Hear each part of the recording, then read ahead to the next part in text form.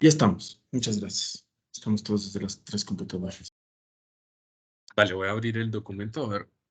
Es que estoy en un nuevo computador, entonces a ver en dónde lo está alocado el documento. Alojado.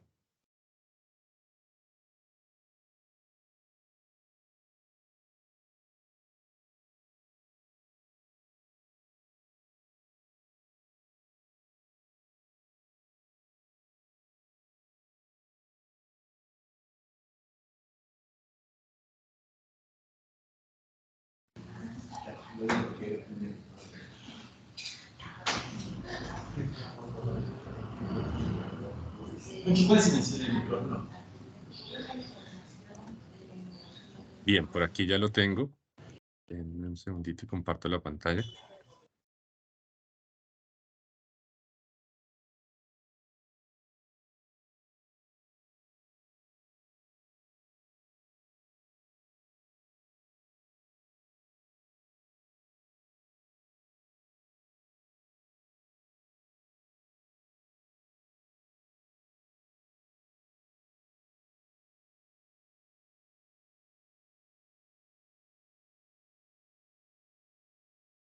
Bien, ¿me escuchan por ahí?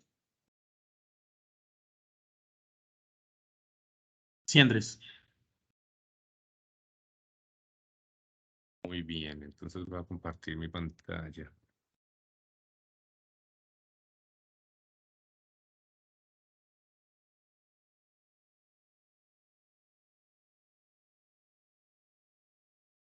Ahí hay una lámina, ¿la pueden ver? La que dice definiciones básicas, ¿cierto? Sí, sí, sí, sí. Perfecto, listo. Entonces, comencemos. Denme un segundo a ver si ya está grabando. Sí, perfecto. Vamos a bajarle la música aquí. Listo. Pues, colegas, muy buenos días. Espero que estén muy bien. Vamos a hacer un poquito de recordación o recordar un poco de qué es un algoritmo de muestreo, ¿no? La sesión, vamos a tener creo que 2 sesiones, si es que hoy nos rinde el tiempo, solo tendríamos una, pero en particular hemos, junto con Andrés, definido y separado 2 fechas, hoy y el viernes. Em, y vamos a tratar un tema que es bien interesante, que además de recordarnos un poquito todo esto de cómo las matemáticas nos ayudan a seleccionar muestras, pues también es muy práctico en la vida real, en la vida de los institutos nacionales de estadística, que básicamente utilizan estos algoritmos para coordinar sus muestras. Ustedes conocen muy bien un poco cómo es el tema de el problema que existe en las UPMs que se recargan, sobre todo en los estratos que son pequeños o en los dominios que son de representatividad que son pequeños, cómo, digamos, unas UPMs o incluso viviendas puede ser que están siendo encuestadas, pues básicamente nos piden que ya no las encuestemos más, ¿no? Están en cada una de las encuestas que hacemos y eso podría ser, digamos, o es un problema porque genera, pues, ausencia de respuesta, genera sesgos, genera, sobre todo una visión de parte del respondiente sobre la recarga, digamos, que el INEC le podría poner pues a una vivienda o a unas UPMs en particular. Sujetos a un sistema de producción estadístico riguroso, digamos, como el que ustedes tienen, valdría la pena pensar en que una posibilidad para implementar, digamos, en los siguientes años, ya sea este año que se nos viene 2023 o más adelante, pero dejarla planteada, podría ser la coordinación de muestras mediante un planeamiento un poco más extenso, digamos, del que estamos acostumbrados. Generalmente, digamos, en la definición y en la administración de los marcos de muestreo, uno se preocupa por hacer sus estratificaciones, hacer sus tamaños de muestra, hacer, digamos, la marca digamos, la selección y marca de las UPMs, que se respeten los esquemas rotativos que se tenían en las encuestas, pero pocas veces nos detenemos a pensar, y esto no es porque sea una ineficiencia del INEC, sino es en general la experiencia latinoamericana, en cómo hacer que todo el sistema, digamos, esté coordinado, que de repente no tenga sorpresas yo en la selección de las UPM, sino que absolutamente todo lo que suceda esté planificado por parte del muestrista. Entonces, vienen ahí unas definiciones interesantes porque el muestrista empieza, digamos, a planificar las encuestas una por una. Y eso es lo que ha venido sucediendo digamos, en América Latina desde hace mucho tiempo, pero yo creo que tenemos, digamos, la posibilidad en algunos países, y el INEC está entre esos países, de que debido al desarrollo de sus capacidades, es posible, digamos, como hacer un poquito más de evolución. Entonces, de repente que el equipo, por ejemplo, de ustedes es grande, entonces hay una persona, estoy simplemente eh, ilustrando, que se encarga, por ejemplo, del muestreo de la ENEMDU, y otra persona se encarga del muestreo de la ENSANUD, y otra persona se encarga del muestreo de la encuesta multipropósito, y otra persona se encarga del muestreo de las otras encuestas, etcétera, etcétera. Entonces, podría darse el caso de que la selección de las UPMs, digamos, como estas planificaciones se podrían hacer o se pueden pensar de manera independiente, podría darse el caso de que en los estratos pequeños, como les acabo de mencionar, hayan UPMs, viviendas, personas que estén siendo una y otra vez más entrevistadas, o también podría darse el caso de tener, digamos, por planeamiento, exclusiones de las UPMs, como por ejemplo, esta UPM ya salió en una visita anterior, entonces la voy a excluir para no tenerla en cuenta en la siguiente selección de otra encuesta o en la siguiente selección de una encuesta posterior. Todo eso ya saben ustedes, colegas, digamos, de repente podría influir en el sesgo de las estimaciones. Y entonces, pues, básicamente estas dos sesiones que habíamos acordado con Andrés es un poco para introducir el tema de la coordinación de muestras, que significa básicamente que uno podría, desde la planeación, pensar ya no en un diseño por encuesta, sino en un multidiseño, en un gran diseño durante el periodo intercensal. Y nótese que la diferencia es bien grande. No significa esto que las acostumbradas estratificaciones, diseños y tamaños de muestra se vayan a ver afectados, digamos, en su concepción básica. El diseño va como el muestrista lo haya definido, pero sí significa que digamos, que esos diseños deberían entrar a formar parte de un sistema de planificación, y ese sistema de planificación no se puede pensar de manera independiente. Por ejemplo, no se podría pensar una encuesta de victimización o del uso del tiempo, por decir algo, eso, del uso del tiempo, em, independientemente de la muestra de la NEMDU, pero no significa que vayan a planificarse de manera conjunta, no, significa que en este multidiseño, digamos, o un diseño, piensen en un diseño súper, sí, digamos, un súper diseño que de manera integral y exhaustiva esté seleccionando muestras para la NEMDU con sus respectivas, eh, digamos, la NEMDU tiene unas necesidades, entonces con sus respectivos supuestos, con sus respectivas necesidades que cubrir, estén seleccionando, pero también al mismo tiempo para la encuesta del uso del tiempo, o para la ENIGUR, o para la ENSANUD, o en general para las encuestas que se vayan a planificar en el periodo intercensal. Esto sonaría, digamos, como una especie de, si se quiere, una especie de distribución conjunta de las muestras. Lo que hay por arriba, pues es eso, digamos, al final es eso. En algunos países tenemos la posibilidad de encontrar este tipo de control que se hace a través de estos superdiseños o multidiseños. Pero digamos que aquí el tema importante no es el multidiseño o el superdiseño, sino que teóricamente, digamos, las muestras deberían pensarse como de esa forma, porque al final un diseño muestral no es otra cosa que una distribución de probabilidad. Entonces, así como yo puedo pensar en una distribución de probabilidad que esté seleccionando muestras para la NEMDU, también puedo pensar en una distribución de probabilidad conjunta, que es conjuntamente esté seleccionando muestras para el NEMDU y para la ENSANUT y para la encuesta del uso del tiempo y para la encuesta de ingresos y gastos y para todas las encuestas, digamos, en general.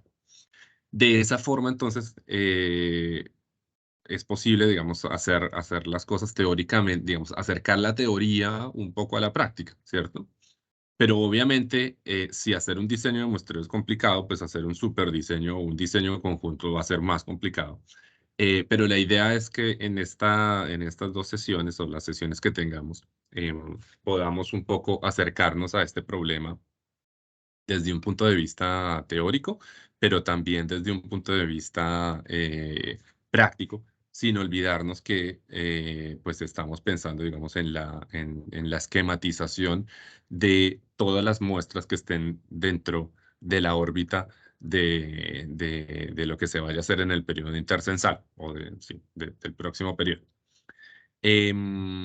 Si ustedes revisan, digamos, la mayoría de países, a ver, déjenme abrir aquí un documento, em, que hacen este tipo de coordinación, esto se llama, digamos, coordinación de muestras, es el gran tema.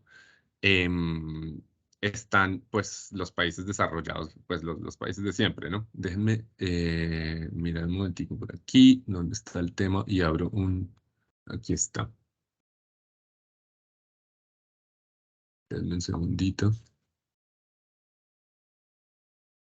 Hay un documento del INSEE de Francia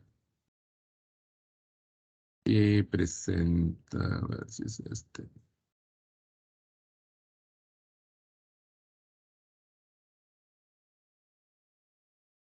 que presenta digamos, como un repaso de, a ver, de los esquemas rotacionales y de los esquemas y de los países que coordinan muestras.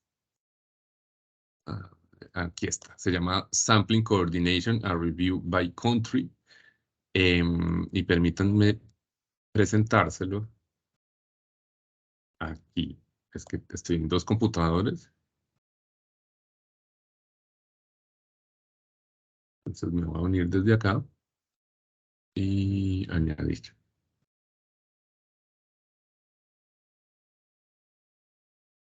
Perfecto. Aquí voy a compartir esto de acá.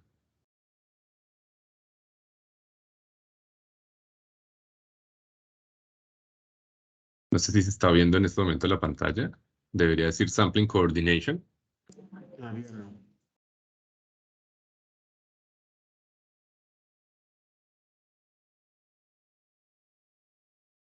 Intento compartir otra vez. Por ahí se ve.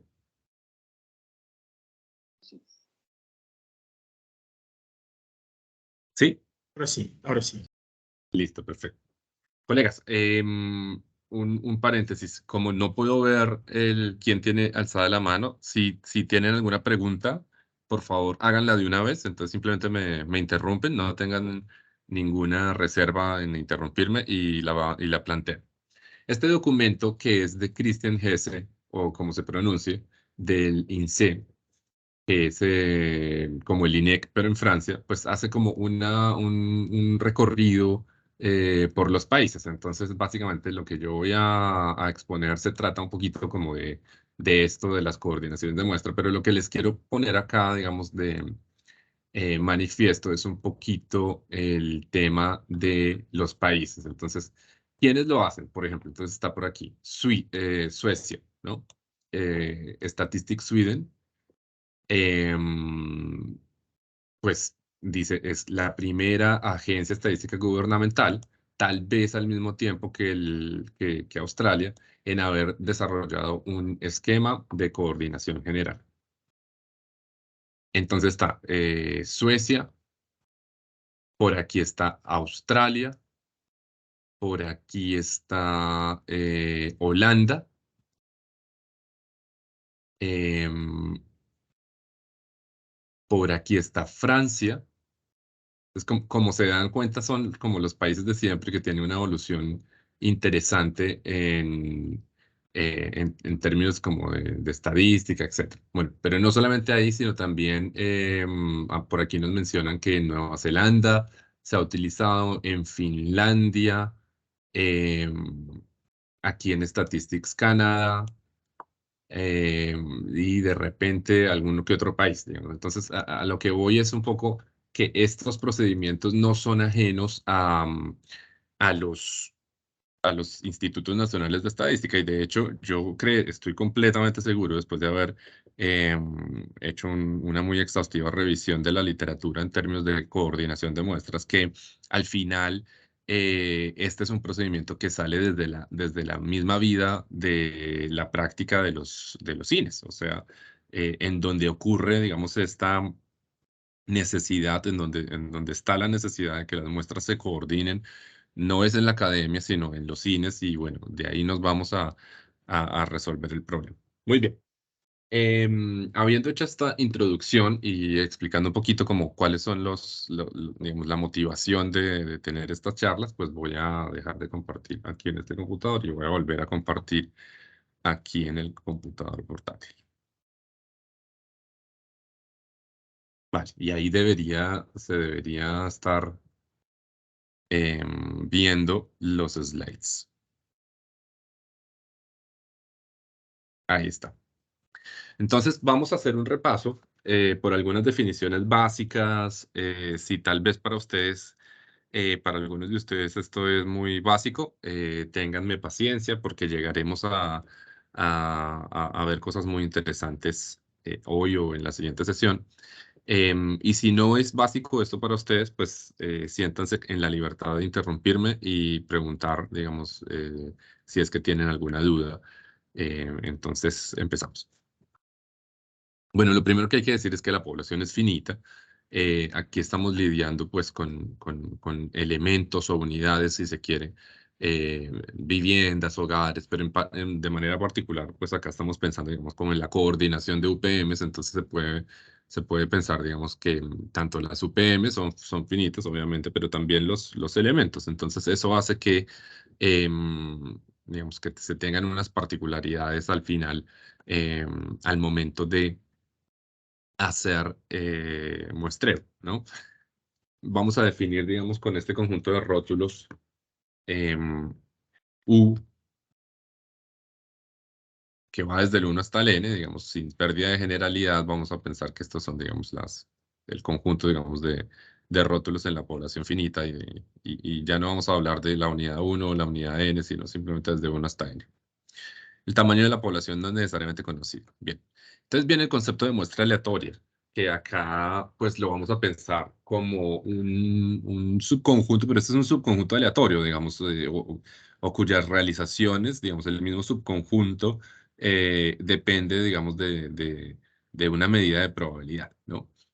Em, entonces, muestra aleatoria no definida, digamos, como en estadística clásica. En estadística clásica uno define una muestra aleatoria como una sucesión de variables aleatorias independientes e idénticamente distribuidas. Aquí digamos, la definición de muestra aleatoria va hacia otra dirección, que básicamente nos dice, bueno, cuáles unidades fueron seleccionadas y hay que pensar, digamos, la muestra como un todo, no solamente, digamos, como una colección de unidades, sino más bien como un subconjunto aleatorio, ¿no?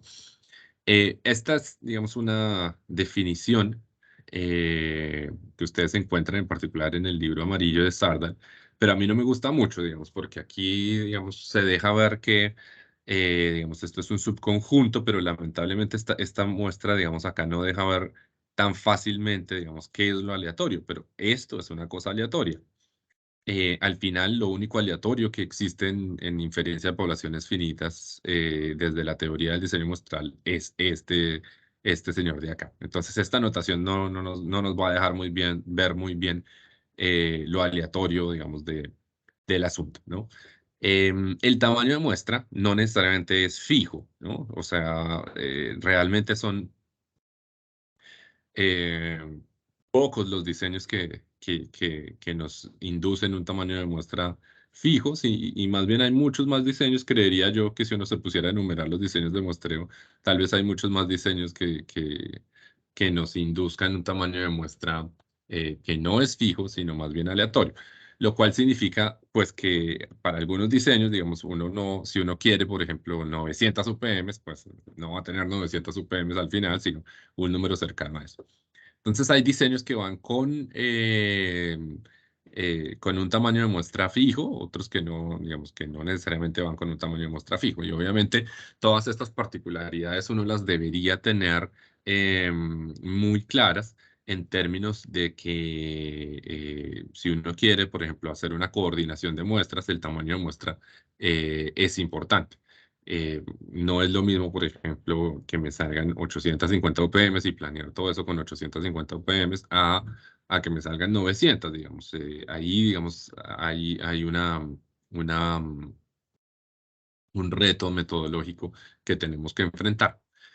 Y esto lo digo, digamos, sí es importante porque no necesariamente, digamos, al momento de diseñar una encuesta, nosotros tenemos nuestras particularidades, nuestras definiciones en la encuesta, el tamaño de muestras son así, qué sé yo, 900 UPM, con un submuestreo de 12 viviendas por UPM, etcétera, etcétera. Pero al momento de tener esta encuesta que estoy mencionando, o esta muestra que estoy mencionando, junto con otras muestras, digamos, y plantear un superdiseño, digamos, o un diseño que nos permita coordinar la muestra, entonces es importante tener en cuenta que tal vez pueda ser que suceda que me tenga que mover un poquito, digamos, del diseño original para darle paso a un diseño que podría involucrar un tamaño de muestra aleatorio. Ojalá no, y es, digamos, ya responsabilidad de nosotros ver cómo logramos acomodar todos estos elementos de los diseños que ya teníamos de manera conjunta, pero pues lo menciono porque sí existen, digamos, desarrollos en términos de coordinación de muestras que inducen, digamos, tamaños de muestra que no son fijos, sino más bien aleatorios. Entonces, lo que ven aquí ustedes, por ejemplo, digamos, es una muestra que está compuesta por unos elementos, en particular, digamos, está desde el 1 hasta el n, y esta muestra, pues, es un conjunto de unidades, em, y pues son unidades de la población, ¿no? Este NDS, digamos, es una variable aleatoria que me indica básicamente que el tamaño de muestra, pues, es aleatorio, ¿no? A mí me gusta más esta notación, que es una definición vectorial de la muestra. Fíjese que esta, digamos, una muestra aquí se denota como un vector. En particular, las muestras sin reemplazo se denotan mediante esta escritura, en donde cada uno de los componentes, digamos, este es un vector, cada uno de los componentes del vector son variables aleatorias que en particular toman dos valores, o 0 o 1. 0 si es que el elemento pues no está, no salió seleccionado, y 1 si es que el elemento salió seleccionado. Y obviamente pues como esto es de tamaño n, o sea, digamos si hay 12.000 UPM, este sería un vector de 12.000 UPM, pero algunas de ellas marcarán 1, otras marcarán 0, dependiendo de cómo sean seleccionadas. Y aquí es donde empezamos como a pensar un poquito en coordinación, ¿no?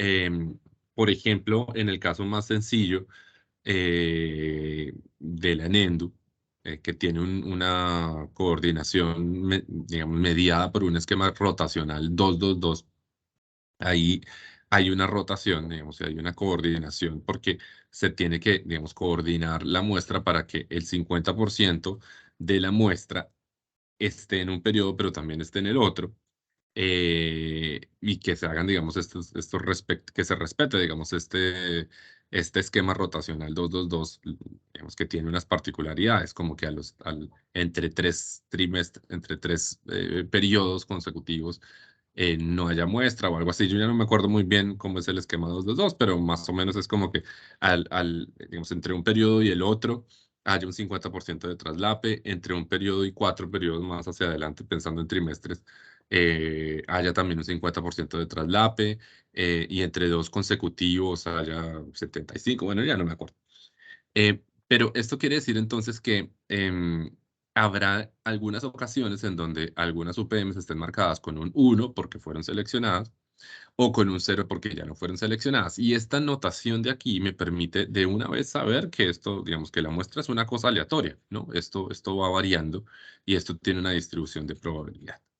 Y es una distribución de probabilidad multivariante porque este es un vector pues sí, es un vector que es n-dimensional, ¿no? O sea, esto es multivariado, es un vector de variables aleatorias, entonces estamos hablando de una distribución de probabilidad multivariante.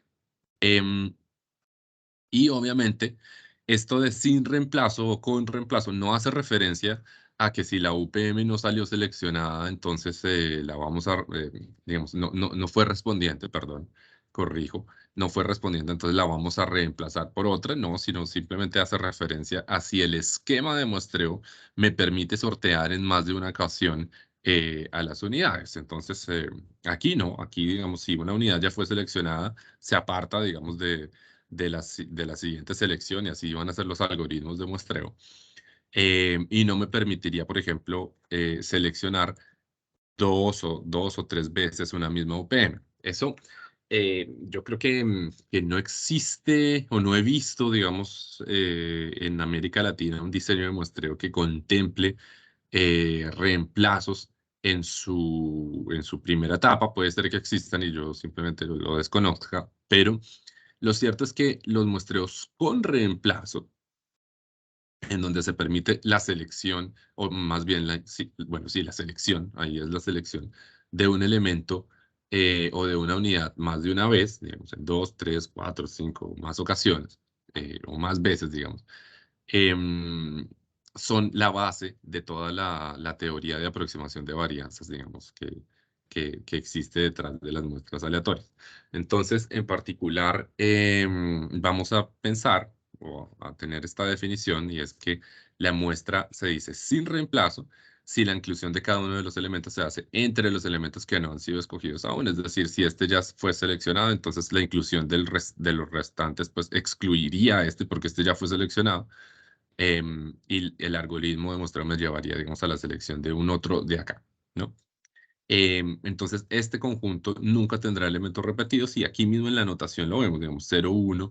Esta es una anotación que no es, digamos, no es nueva, pero relativamente nueva.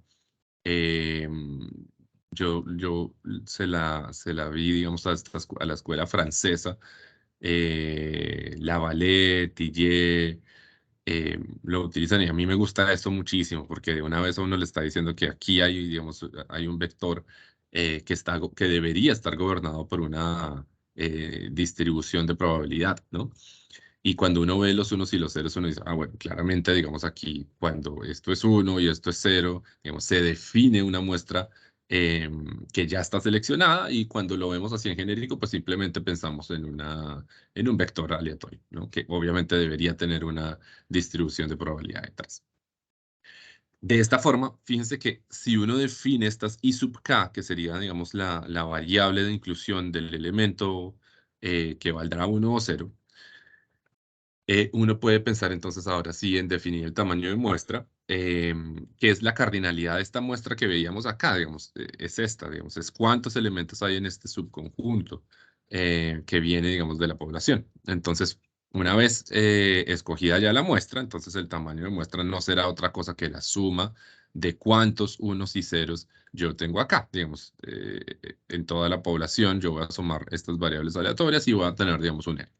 Si el tamaño de muestra en el diseño de muestreo es fijo, entonces para cualquier posible muestra y cualquier combinación de estos unos y ceros, yo voy a tener muestras que simplemente van a sumar n, digamos, como una cantidad fija, por lo tanto esto siempre será lo mismo.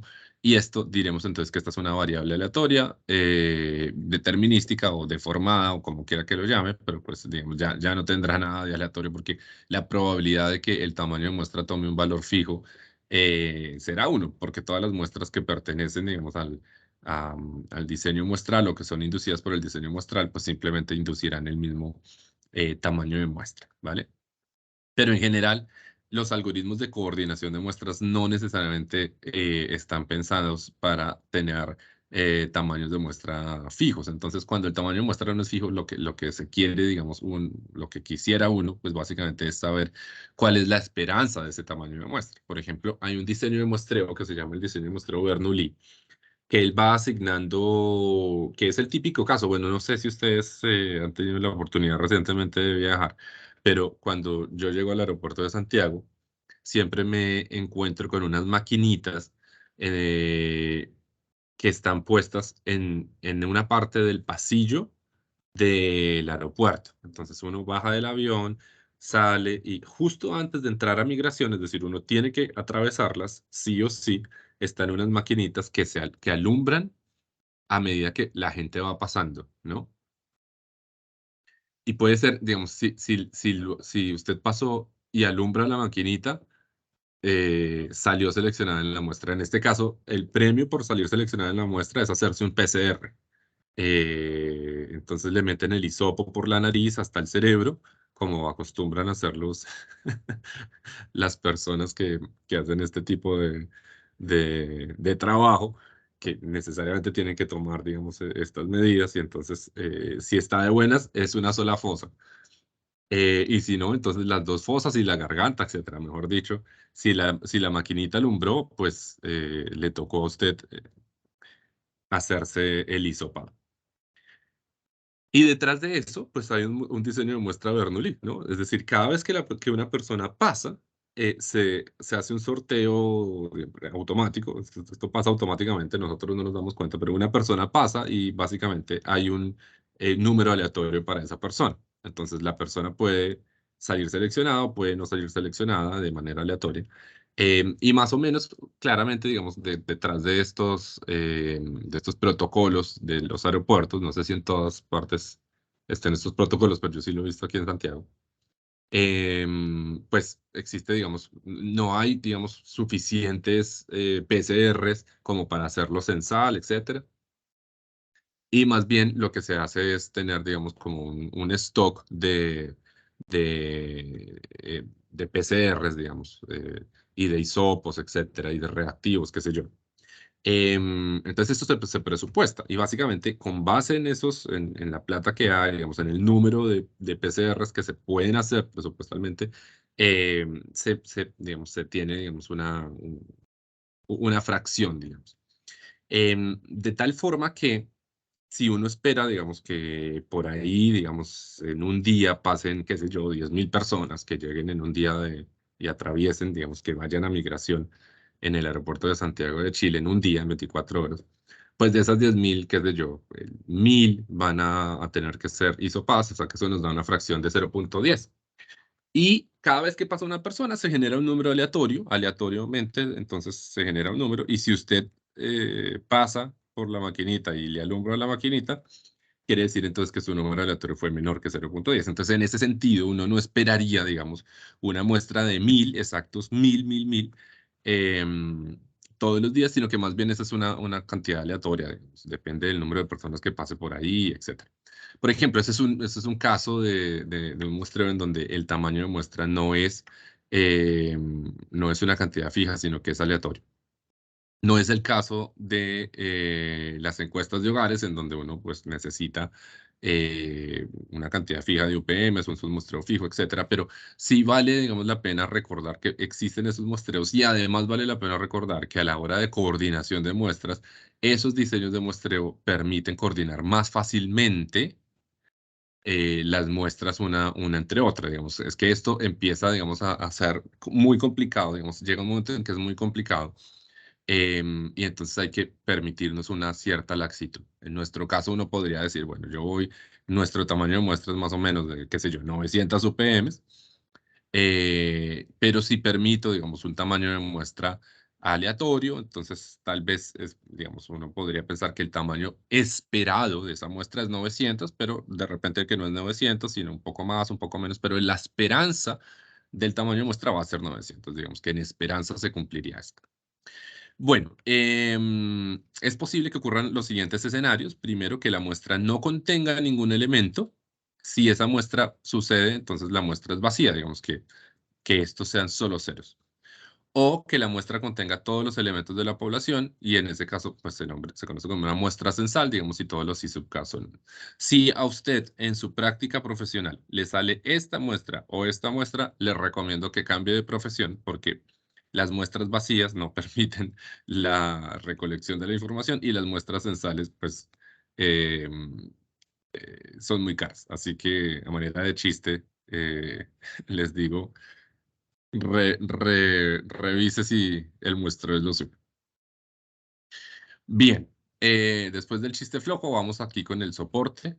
La definición de soporte, básicamente, cuando yo estaba escribiendo el libro de estrategias de muestreo, yo siempre pensaba, digamos, como es necesario darle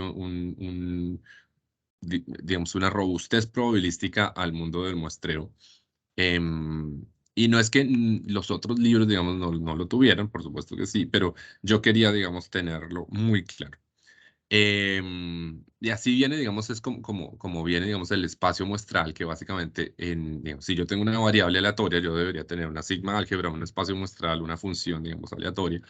Y aquí viene, digamos, el soporte, que es como el espacio muestral. Entonces, ¿qué es un soporte?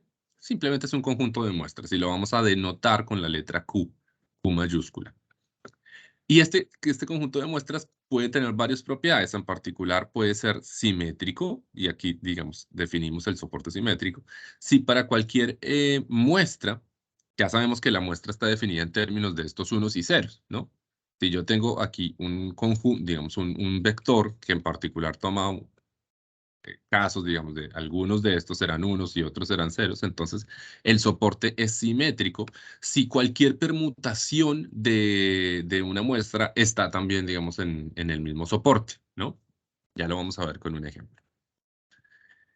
Entonces, un soporte importante es se llama el soporte simétrico sin reemplazo, que se define como, esta es una S. Digamos, aquí, digamos, el Q, nuestro soporte Q, ahora lo rellamamos como S, y básicamente está definida por estos conjuntos que ven acá. 0,1, producto cartesiano a la n, en donde n pues es el tamaño de la población. Esto no es otra cosa que, digamos, como los vértices de un cubo o un hipercubo, si se quiere, ¿no? Entonces, voy a tener aquí, digamos, un conjunto de combinaciones. ¿Cuántas hay? 2 a la n. ¿Por qué 2 a la n? Bueno, porque en particular en este ejemplo, si n mayúsculas 3, entonces mi soporte simétrico sin reemplazo quedará definido por todas las muestras de tamaño 0, todas las muestras de tamaño 1, todas las muestras de tamaño 2 y todas las muestras de tamaño 3.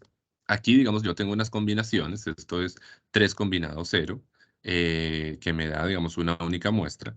Esto es 3 combinado 1, que me dan 3 posibles muestras, digamos. Esto es 3 combinado 2, otras 3 posibles muestras, y esto es 3 combinado 3, otras posibles muestras. Si yo sumo 3 combinado 0, más 3 combinado 1, más 3 combinado 2, más 3 combinado 3, eso es 2 a la n. Y digamos, hay una igualdad matemática. Creo que esto está esbozado en mi libro o probado, qué sé yo. Digamos, se muestra. Esto es una igualdad, digamos, el número de muestras que hay acá, ¿no? Entonces, básicamente, aquí tenemos 1, 2, 3, 4, 5, 6, 7 y 8, claramente porque 2 a la 3 es 8, ¿no? 8 posibles muestras. Y si ustedes se fijan, por ejemplo, esta de acá, si yo me fijo en 1, 0, 0, entonces el soporte simétrico, si todas las permutaciones de 1, 0, 0 también están en la muestra. Verifiquemos. 1, 0, 0 está, perfecto, listo. Entonces, una permutación de 1, 0, 0 es 0, 1, 0, que está aquí a la derecha. Y otra permutación de 1, 0, 0 es simplemente llevar este 1 aquí al final y sería 0, 0, 1. Así que están todas, ¿no? Si están todas, el soporte se llama simétrico.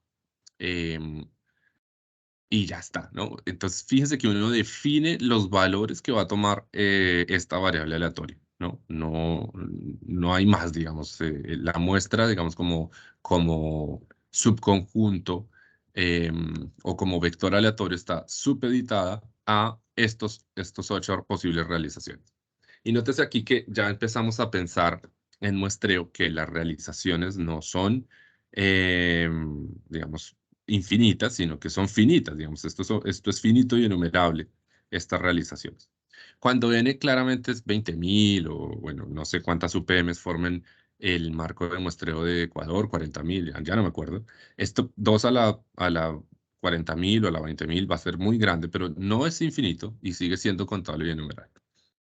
Bien, entonces lo que tenemos que hacer básicamente es, habiendo definido este espacio muestral, pues darle una probabilidad de ocurrencia a cada una de estas muestras, pero la probabilidad tiene que ser siempre estrictamente mayor que cero. Si ustedes se dan cuenta, no hay nada que me indique en esta definición de soporte que tienen que estar todas las posibles muestras, digamos, un soporte Q simplemente es un conjunto de muestras. Y esa es la base para otros diseños de muestreo, digamos, o diseños de muestreo más novedosos que han salido, digamos, publicados en los últimos 25 años, como por ejemplo el muestreo balanceado, como por ejemplo el muestreo indirecto, etcétera, que me inducen, digamos, un soporte Q que es convenientemente definido para que satisfaga las restricciones del diseño. Por ejemplo, yo podría tener la selección de las UPMs de tal forma que a priori satisfagan un conjunto de restricciones demográficas. Entonces, yo quiero que mis UPMs reflejen, por ejemplo, la demografía que encontré en el último censo poblacional. Entonces, yo quiero que a priori existan, digamos, al momento de hacer la expansión, a priori, yo ya esté restringido a que hayan, qué sé yo, 52% de mujeres, 48% de hombres dentro de las UPM seleccionadas. Si yo tengo esa información desde el censo, perfectamente lo puedo hacer.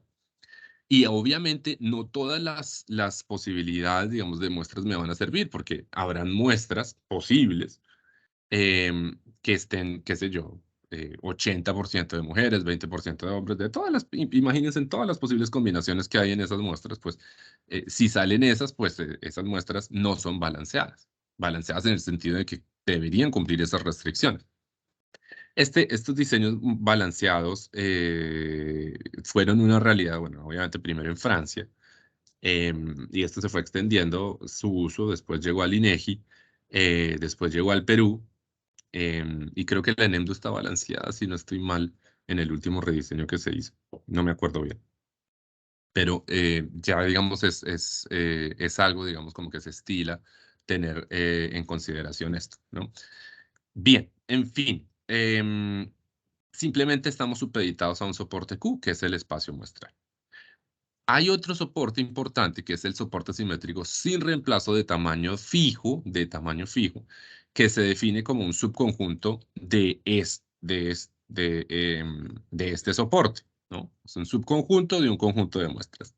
Si ustedes se fijan, son todas las muestras que pertenecen al soporte anterior, pero que están condicionadas a que su tamaño de muestra es fijo y es igual a n. Entonces yo tengo que saber cuánto es n, digamos, eso lo defino yo.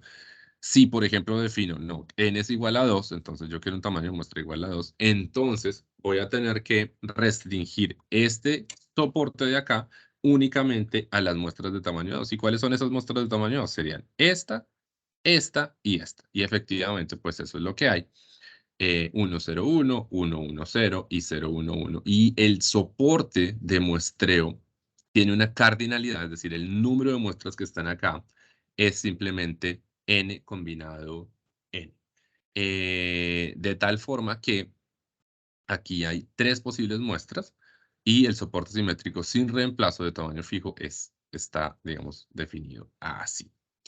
Entonces, ¿qué pasa con las otras muestras? Pues simplemente no están. Por ejemplo, la muestra 000 no están, todas las muestras de tamaño 1 no están y la muestra censal tampoco está. ¿Está mal? No, simplemente vamos a definir nuestra variable aleatoria, o perdón, nuestro vector aleatorio así, y la aleatoriedad va a descansar únicamente en estos 3 valores, en estos 3 realizaciones que están acá. De la misma forma, por ejemplo, como una variable Bernoulli que toma 2 valores, 0 y 1, pues no toma más valores, es o 0 o es 1. Una variable paso podría tomar valores 0, 1, 2, 3, etcétera, pero nunca podría tomar un valor 1.4, ¿cierto? Es que ni siquiera, no se define así, digamos, una variable gamma, por ejemplo, podría tomar cualquier valor entre 0 e infinito, pero nunca podría tomar un valor negativo. Una variable que tenga una distribución beta podría tomar cualquier valor entre 0 y 1, pero nunca podría tomar un valor mayor que 1 y menor que 0. Entonces, no hay que hacerse un drama con que el soporte sea más pequeño o que estén ahí definidos digamos, unas realizaciones y otras no.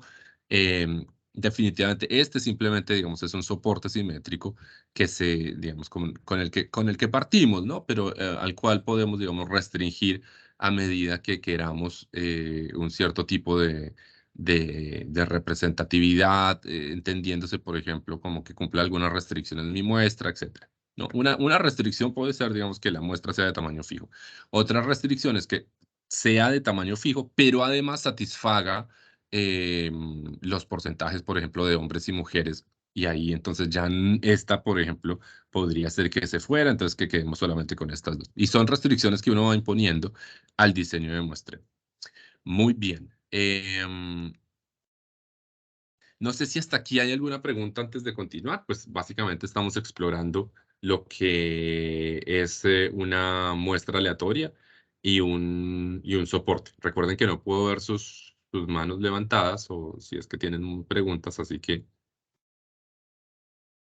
dice Andrés que todo está claro. Bien, entonces vamos a seguir. Muy bien, entonces, ¿qué es un diseño de muestreo? Pues es una distribución de probabilidad multivariante y es multivariante pues porque está definida sobre un vector multivariado, ¿no? Digamos, yo tengo que definir una probabilidad para este, si es que escojo que este es mi soporte, o para este, si es que escojo que este es mi soporte. Entonces, voy a tener que decidir, digamos, cuál es la probabilidad que yo le voy a dar a cada una de las posibles muestras, ya sea acá en este soporte más grande o acá en este soporte más restringido. Pero nótese que las probabilidades que están en el soporte, perdón, las probabilidades que se le dan a cada una de las muestras del soporte siempre son mayores que cero, siempre son mayores que cero. Eh, Además de que sean mayores que cero, se tiene que cumplir que la suma de las probabilidades en el soporte nos da como resultado 1. Digamos, esta es la suma de las probabilidades en todas las muestras del soporte.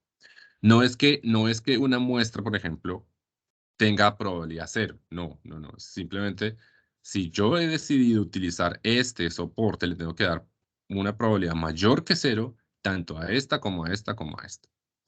Si de repente yo veo, digamos, que no es posible tener ese tipo digamos, que esta muestra definitivamente no me sirve, no es que yo le esté dando probabilidad cero a esta, sino que tal vez voy a restringir mi soporte únicamente a estos dos de acá.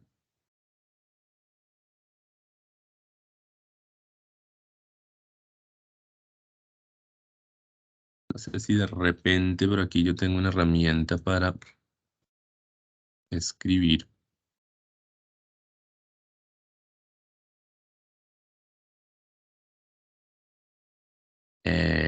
Por aquí. Ah, no, me cobran. No, muy mal. Control L. Bien. Entonces, aquí dice otra vez, y es que es bien importante, digamos, como plantearse qué es el soporte, qué es el tamaño de muestra, qué es la probabilidad y por lo tanto un diseño muestral, ¿no?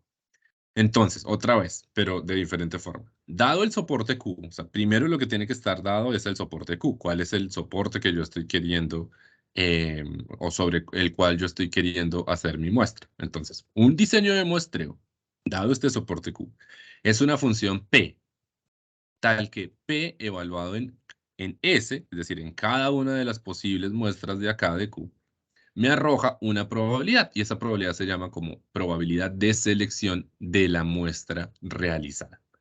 No probabilidad de inclusión, sino probabilidad de selección. Siempre que estemos pensando en muestras, la probabilidad se llama probabilidad de inclusión. De esa forma, entonces, tenemos la probabilidad de que yo seleccione, digamos, de que la muestra realizada sea una, simplemente se va a conocer como el diseño muestral. Este es el diseño muestral, ¿no? El diseño muestral no es el tamaño de muestra, el diseño muestral no es el algoritmo de cómo seleccionó, el diseño muestral no es, o sea, cuando uno le dicen el muestrista y tenemos que hacer el diseño muestral, el hacer el diseño muestral es básicamente asignar estas probabilidades, ¿no? Una vez uno haga el diseño muestral es porque asignó probabilidades, ¿no? Si yo asigno probabilidades a cada una de las posibles muestras, entonces tengo un diseño de muestreo, ¿cierto? Y fíjense que aquí hay mucho, digamos, aquí hay mucho que estudiar. Esta lámina resume tal vez 4 meses de estudio, ¿no? En términos de muestreo. ¿Por qué? Porque si yo necesito muestras de tamaño fijo, entonces yo tengo que saber cuál es ese tamaño, ¿no? Entonces ya estoy hablando de tamaño de muestra. Si yo necesito muestras estratificadas, entonces yo tengo que restringir el soporte Q, no solamente a muestras de tamaño fijo, sino además haber asignado a cada uno de los estratos un tamaño de muestra y haber asignado unas probabilidades a esas muestras dentro de cada uno de los estratos. Si yo necesito, si yo tengo un marco de muestreo que es de áreas, entonces de repente que estas probabilidades se me conviertan, digamos, en un diseño de muestreo en 2 o 3 etapas. Qué sé yo, digamos, aquí está, digamos, resumido de manera muy rápida lo que es un diseño muestral, que simplemente es una función de probabilidad, pero llegar hasta acá pues requiere un poquito de estudio. Entonces, ahora, cuando estamos diciendo que estamos asignando probabilidades, no estamos seleccionando muestras, todavía no. Digamos, primero usted selecciona las probabilidades, perdón, usted asigna las probabilidades para seleccionar la muestra. Entonces, al final, lo que necesitamos hacer y necesitamos tener en cuenta es poder haber asignado una muestra, digamos, tener una muestra que sea seleccionada, pero que siga estas probabilidades de acá. Entonces, una cosa es el diseño muestral y otra cosa es la probabilidad em, en acción, ¿no? La probabilidad en acción es ya haber seleccionado una muestra, ¿no? Por ejemplo, si yo tuviera en este caso, digamos, 3 posibles muestras en el soporte y mi diseño muestral fuera aleatorio simple, entonces esta muestra recibiría 1/3, esta muestra recibiría 1/3 de probabilidad y esta muestra recibiría 1/3 también. 1/3, 1/3, 1/3. Ahora, ¿cómo selecciono yo la muestra? Eso es otro cuento. Digamos, una vez que yo he definido cuál es la probabilidad de cada posible muestra, ya tengo definido mi diseño muestral. Pero ¿cómo selecciono yo una muestra? Ahí ya esto es digamos, otro tópico, otro tema que se llaman los algoritmos de muestreo. Ahora piensen en esto. Yo selecciono esta, pero yo necesito una coordinación de este diseño de muestreo con los otros diseños de muestreo de las otras encuestas.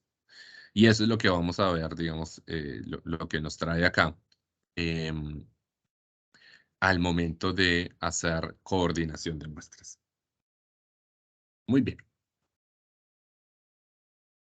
Poner esto en silencio.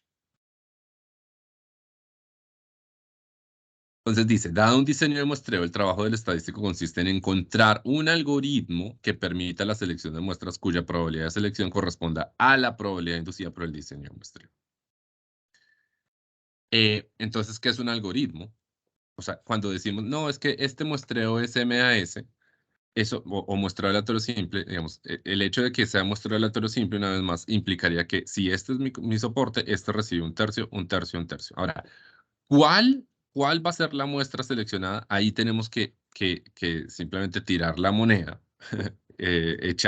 tirar los dados, echar a andar la ruleta, y esa ruleta podría ser un algoritmo. Obviamente, estoy, digamos, simplemente simplificando y caricaturizando lo que sería un proceso de selección de muestras, ¿no? A ver, un proceso de selección de muestras, y voy a irme a la otra pantalla, acá.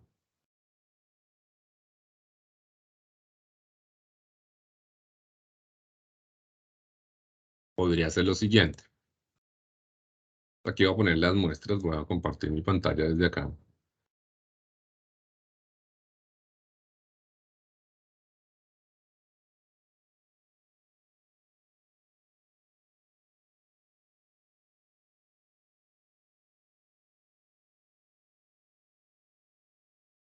Espero que estén viendo mi archivo de Excel.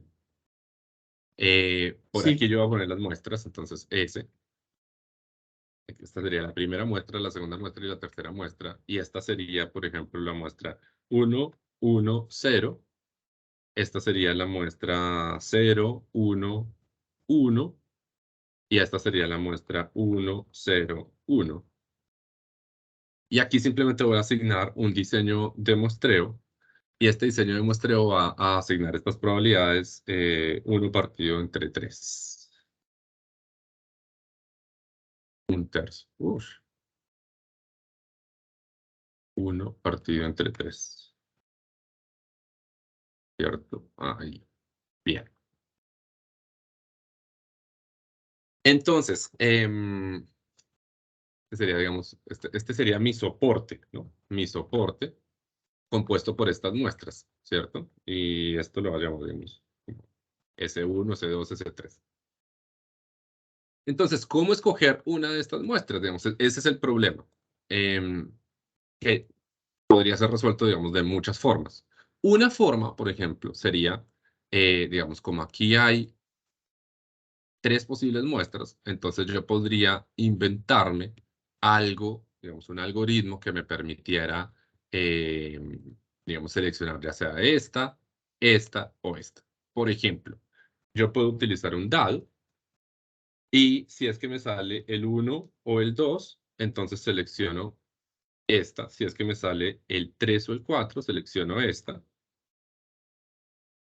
Y si es que me sale el 5 o el 6, selecciono esta, ¿cierto? Vamos a tirar el dado. Entonces, a ver, yo comparto mi pantalla. Dado virtual. Dado virtual. Tirar los dados aleatoriamente. Ahí está. Tirar. El resultado fue 2. Entonces, este es mi algoritmo, ¿no? Entonces, como el resultado fue 2, de hecho lo voy a poner acá, tiré el dado y el resultado es 2.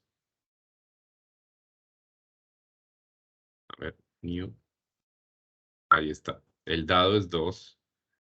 Dio como resultado un 2, entonces lo voy a poner acá.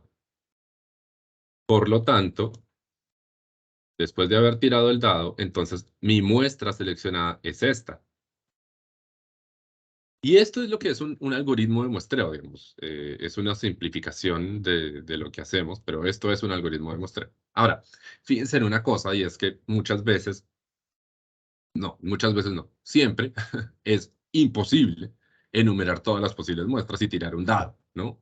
Enumerar, imagínense que sería, digamos, 2 a la... a ver, ¿cuál es el símbolo de potencia aquí? Este. 2 elevado a la, no sé, 2000, ya es como muy grande, ¿no? Em, entonces, no es posible, digamos, hacer una enumeración de muestras y tirar el dado y seleccionar una muestra. Y además, en lo que nos concierne, digamos, habrán algoritmos que sean, digamos, más eficientes que otros. Nosotros tenemos que buscar la eficiencia siempre, porque, bueno, porque sí. Siempre hay que buscar la eficiencia, digamos. Antes de la generación de números aleatorios, etcétera, en los digamos, computacionalmente, esto era un problema, digamos. Y lo sigue siendo, digamos, el cómo generar, digamos, muestras a partir de algoritmos de muestreo. Entonces, habiendo, digamos, ejemplificado muy rústicamente qué es un algoritmo de muestreo, ahora imagínense otra cosa, ¿para dónde vamos? Es que usted puede tener esta muestra, digamos, este diseño muestral, pero también podría tener este otro diseño muestral, por ejemplo, que este es muestras de la NM. Pero este de acá, estas son muestras de la encuesta de uso del tiempo, ¿no? Y pensemos que tenemos 3 UPMs. Entonces, la pregunta es, voy a tirar aquí otra vez el dado. A ver cuánto me sale tirar otra vez el dado. Ahí me salió 6. Vamos a recortarlo. Entonces, en esta ocasión el dado me salió en 6.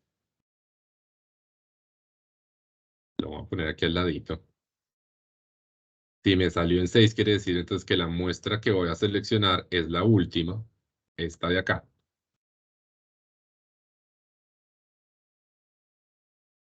¿Vale? Listo. Y si usted se fija, esta muestra de acá, esta muestra de la encuesta del uso del tiempo, junto con la de la NEMDO, tienen elementos en común, digamos, tienen UPMs en común, suponiendo que solo hay 3 UPMs. Y es la primera, ¿no? ¿Qué pasa si yo le digo que la primera no puede estar en común?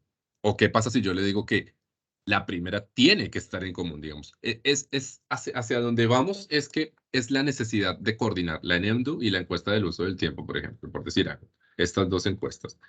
Eh, y uno podría decir, no, yo necesito, por ejemplo, que las muestras estén totalmente separadas, digamos, que no haya, que el traslape entre una muestra y otra sea de 0 UPMs, por decir algo, uno podría decir eso. Ahora, fíjese que en este caso, en particular, en este caso, es imposible garantizar que haya muestras que no se traslapen porque el tamaño de la población es 3 y el tamaño de cada una de las muestras, tanto de la NEMDU como de la UT, lo ejemplificamos en 2. Entonces, al seleccionar esas muestras, mínimo, es decir, voy a tener 4 UPMs, pero son 3 las que yo estoy ejemplificando acá. Entonces, en ese caso, digamos, uno podría pensar en que a veces no necesariamente se va a satisfacer ese traslape digamos, como yo lo quisiera. Y por eso es que estoy abordando que es posible, digamos, tener tamaños de muestra aleatorios o qué sé yo. A ver, esto lo voy a guardar en el escritorio porque me quedó bueno este ejemplo del dado. Aquí está en el escritorio. ¿Dónde está?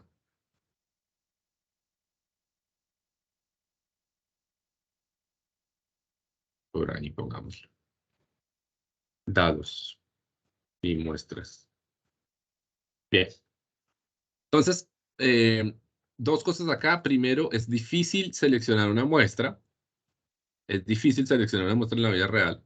Más aún, es más difícil seleccionar una muestra para una encuesta y otra muestra para otra encuesta que tengan algún tipo de coordinación, ya sea que yo quiero que no haya ningún traslape o que haya un traslape parcial o total, ¿no? Entonces, hacia allá vamos, digamos, al final, ¿vale? Ahora me va a cambiar aquí.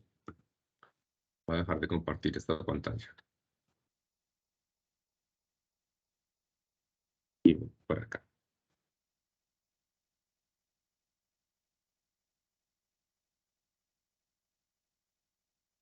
Bien. Entonces, el diseño de muestreo no es un algoritmo o procedimiento que permita la selección de muestras. El diseño de muestreo simplemente es esto de acá, digamos, los números que yo le he puesto a estas probabilidades. Eso define el diseño de muestreo. Y para inicializar ese diseño de muestreo y hacer la selección de las muestras, entonces yo necesito encontrar la forma, así como ahorita encontramos que el dado podría resolver el asunto, aquí necesito encontrar la forma eficiente para poder encontrar o seleccionar, más bien, una muestra. Pero esa muestra no es cualquier muestra, esa muestra tiene que respetar estas probabilidades, ¿no? Y fíjense que cuando hablamos de coordinación de muestras, entonces uno está pensando en que si yo quiero, digamos, que las UPMs estén traslapadas, por ejemplo, yo quisiera que las UPMs, que el 50% de las UPMs en la NEMDU se traslapen de un periodo a otro. Eso por diseño, ¿no? Pero el mismo diseño me está diciendo que entre dos periodos, si no estoy mal, no debe haber nada traslapado. Asimismo, yo podría pensar en que yo quisiera que entre la ENIGUR y la ENEMDU no haya ninguna UPM traslapada, pero que además de eso se respeten estas probabilidades, ¿no? Tanto para el ENEMDU, que tendrá un diseño muestral, como para el ENIGUR, que tendrá otro diseño muestral. Entonces, hacia allá es hacia donde nos dirigimos, digamos, en este viaje por estas diapositivas. Entonces, un algoritmo de selección es un procedimiento usado para seleccionar una muestra probabilística. Punto. Eso es un algoritmo de selección. Muchas veces, y esto por ejemplo lo digo desde mi experiencia personal como alumno, yo pensaba, digamos, que el mismo diseño muestral de una vez me permitía la selección de la muestra, pero estaba equivocado, digamos. El diseño muestral va por un lado y yo podría tener muchísimos algoritmos de selección que reflejaran esas mismas probabilidades. Entonces, es tarea mía, digamos, o tarea del estadístico, encontrar cuál es dentro de esas opciones el muestreo más eficiente o el algoritmo más eficiente. Entonces, podemos, por ejemplo, como lo hice ahorita, generar una variable aleatoria y hacer una selección si es que yo pudiera listar todas las posibles muestras.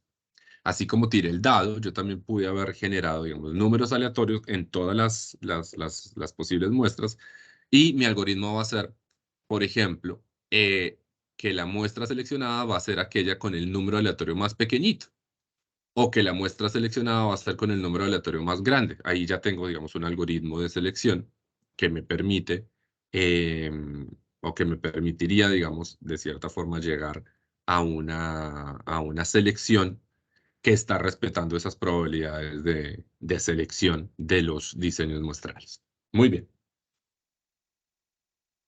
Ya habíamos visto el concepto de la variable indicadora, que esta variable indicadora toma valores una vez se seleccione la muestra. Entonces, si yo ya seleccioné mi muestra, yo ya sé si es un 1, si la unidad fue seleccionada, o si es un 0, si la unidad no fue seleccionada. ¿Salió la UPM? Sí, o no salió la UPM. 0. Y esto, digamos, toma valores a partir de ese algoritmo de muestreo, ¿no? El algoritmo de muestreo me va diciendo cuál fue la UPM seleccionada, no fue la UPM seleccionada. Pero además de darme estos valores, digamos, de unos y ceros, al final, cuando yo ya tengo toda la muestra, yo ya sé que como utilicé un algoritmo válido, eso quiere decir entonces que estas probabilidades de la NIMDU, de la encuesta de uso del tiempo, de la NIGUR, de la ENSANUD, etcétera, se están respetando, es decir, se respeta ese diseño muestral. Esta es la definición, digamos, de probabilidad de inclusión. Fíjense que la probabilidad de inclusión, que es, digamos, lo más básico para obtener estimaciones insesgadas, pues se tiene, digamos, de esta forma. Entonces, es la probabilidad de que un elemento o una unidad más bien pertenezca a la muestra. Esta S, digamos, es aleatoria. Esto es lo mismo que la probabilidad de que esta variable indicadora sea igual a 1. Y como esta variable es dicotómica, unos o ceros, esta probabilidad resulta ser igualito a la esperanza de la variable dicotómica, ¿cierto? Porque la esperanza de una variable es el posible valor por la probabilidad de su posible valor. En este caso tendríamos dos valores posibles, 1 y 0. Entonces, la esperanza de esto es 1 por la probabilidad de que sea igual a 1, más 0 por la probabilidad de que sea igual a 0. Es decir, estas dos cosas son idénticas. ¿Y esto qué significa? Ah, bueno, usted simplemente va a sumar dentro de todas las muestras que están conteniendo al elemento K o a la unidad K o a esa UPM, ese diseño muestral. Y esa es la probabilidad de inclusión, la más importante, digamos, o más bien una de las definiciones más importantes a la hora de hacer estimación que viene en encuestas de bares, ¿no? Y ojo que esta es la probabilidad de inclusión de primer orden, porque también está la probabilidad de inclusión de segundo orden. Pero de esas digamos, no me voy a referir.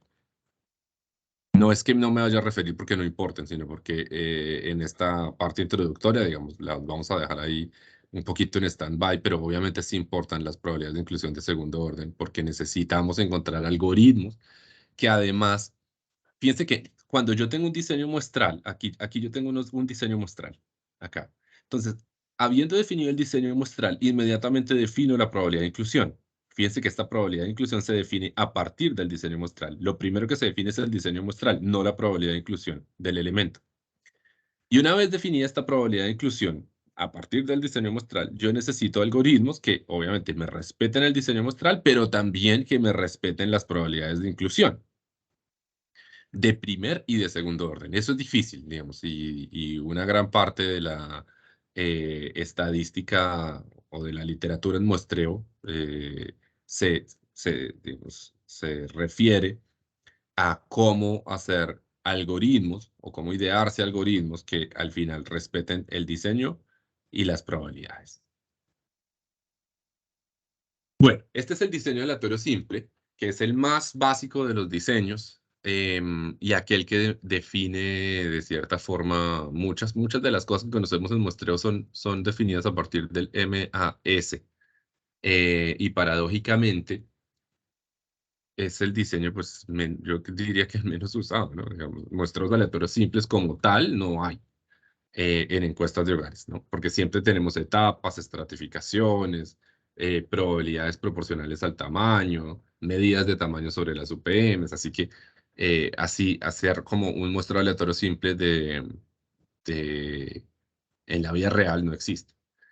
Más allá de eso, porque casi siempre, digamos, las poblaciones de referencia o las poblaciones de interés están dadas en términos de población económicamente activa o personas, habitantes de hogares particulares, etcétera, y no tenemos un marco para la selección directa de esas personas. Entonces, muy difícilmente tendremos puramente, digamos, un diseño aleatorio simple en la vida real.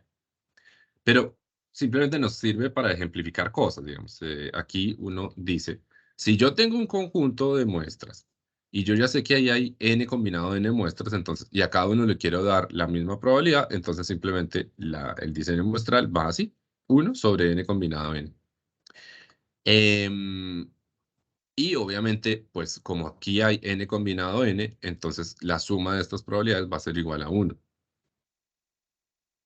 Y entonces, fijémonos en este algoritmo que fue propuesto por Pfannmüller y Resucha en 1962, se llama el algoritmo de selección y rechazo.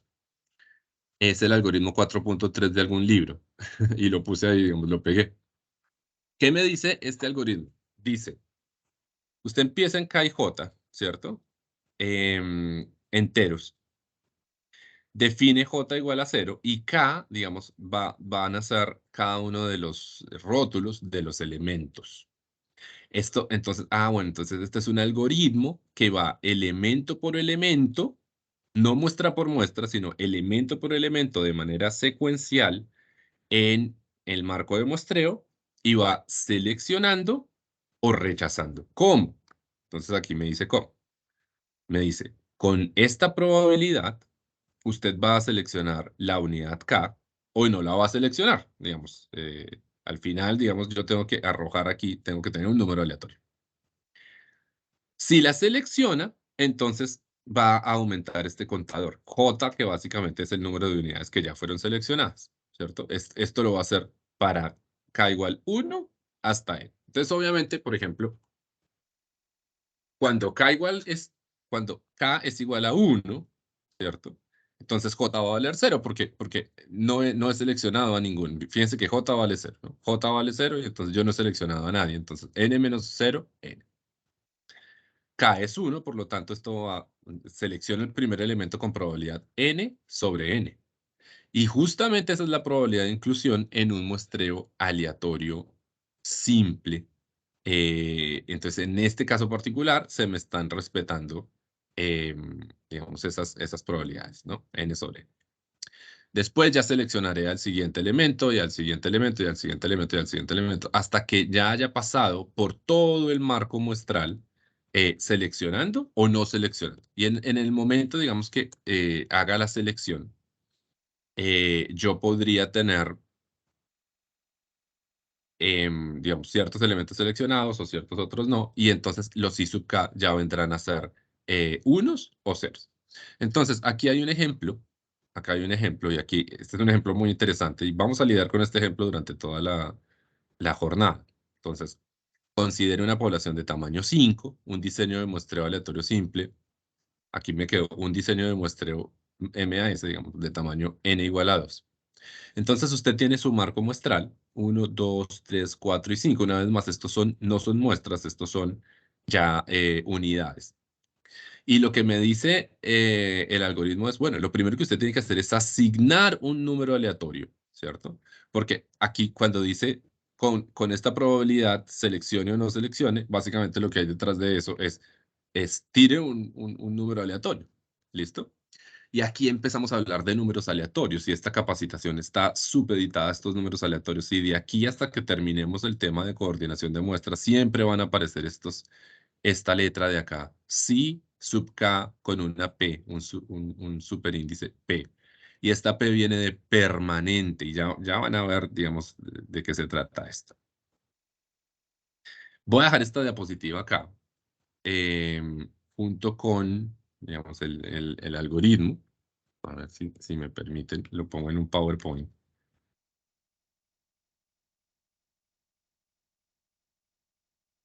Y la voy a dejar ahí.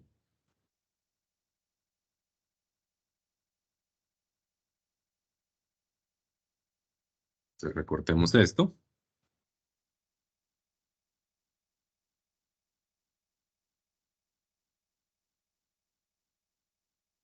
Permítanme un momentito. Dejémoslo acá.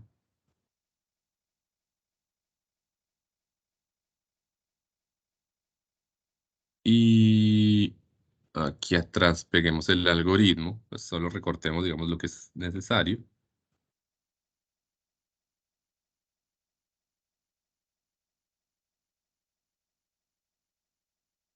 Y dejémoslo en el PowerPoint aquí.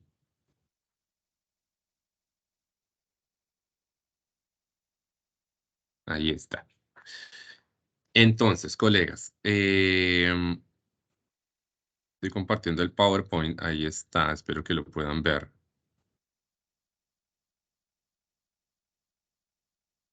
Se ve esa diapositiva, ¿cierto? Que dice algoritmo Todavía. Ahora se ve una pantalla negra. A ver, lo vuelvo a hacer. Lo vuelvo a compartir. Por ahí.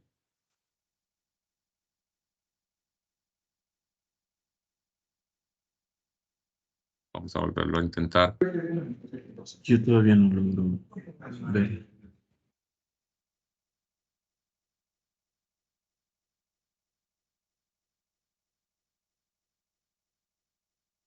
Ahí ya lo volví a compartir. ¿Nada? Ahora sí, ahora sí. Muy bien. Bueno, como ustedes se han dado cuenta, yo he hablado por 1 hora, 24 minutos y 26 segundos sin detenerme. Entonces es momento de que yo haga una pausa. Y mientras hago la pausa de 4 minutos, les dejo aquí este algoritmo de acá. Entonces, al lado izquierdo encuentran lo que tienen que hacer. Y al lado derecho encuentran, digamos, lo que habría que rellenar. Vayan, por favor, paso por paso, así. Para K igual a 1.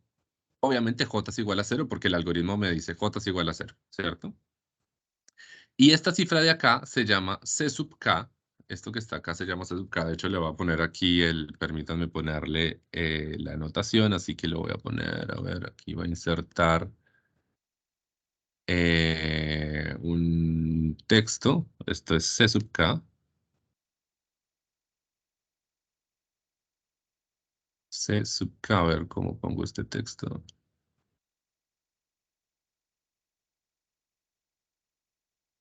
C, K.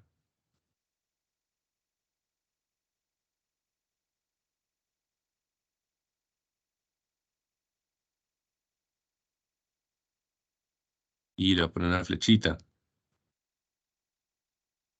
para que se vea qué es lo que estoy haciendo.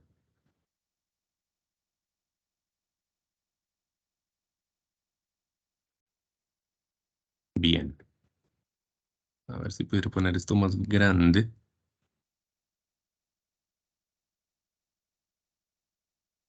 Tal vez así. Bien, bien.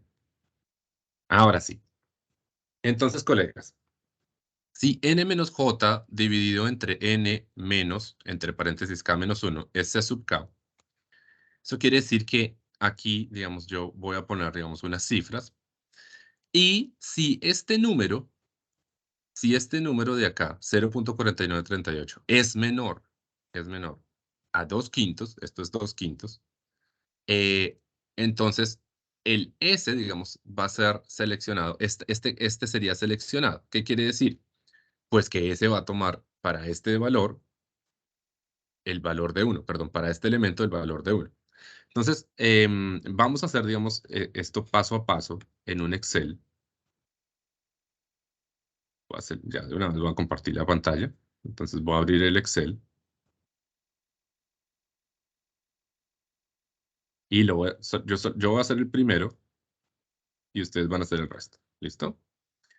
Entonces, aquí, K dice 1, 2, 3, 4 y 5. ¿Listo? Aquí está el número aleatorio permanente, que en este caso es 0.4938. 0.4938. Ahí lo dejo. C sub K, que es, fíjense que es C sub K. Bueno, aquí está J y aquí está S. Entonces me dicen, parta, usted empieza y este J es igual a 0. Listo, J es igual a 0. C sub K va a ser N menos J. ¿Cuánto es N? Ah, bueno, N, entonces aquí igual. N minúscula es 2 menos J, que está acá, dividido N mayúscula, que es 5, menos K, que es este 1, menos 1. Cierro y cierro. 0.4, ¿no? O 2/5. Y entonces aquí simplemente yo tengo que decir con un if else. Aquí existe if else. Yo no sé cómo hacer esto en Excel, pero básicamente tengo que decir, si este es menor que este, esto vale 1. Si este no es menor que este, entonces esto vale 0. O sea, obviamente ese aquí vale 0. Y la idea es aquí, qué sé yo, ponerle 0, 1, 1, 0, digamos, encontrar la configuración, ¿no? De unos y ceros, de tal forma que al final del algoritmo yo haya seleccionado em, 2 unidades de estas 5. ¿Listo? Mientras yo me tomo mi vaso de agua para descansar la garganta, les dejo el ejercicio para que lo hagan ustedes en Excel y nos vemos en unos minutos, ¿vale? En 3 minutos estoy acá con mi botellita de agua otra vez. Andrés, ¿puedes ponerle la pantalla en la que están los valores de los números aleatorios, por favor? La estoy proyectando, ¿no se ve todavía? Se ve el Excel. Creo que hay un retraso en... Sí, ahí como un lag. A ver, lo vuelvo a hacer.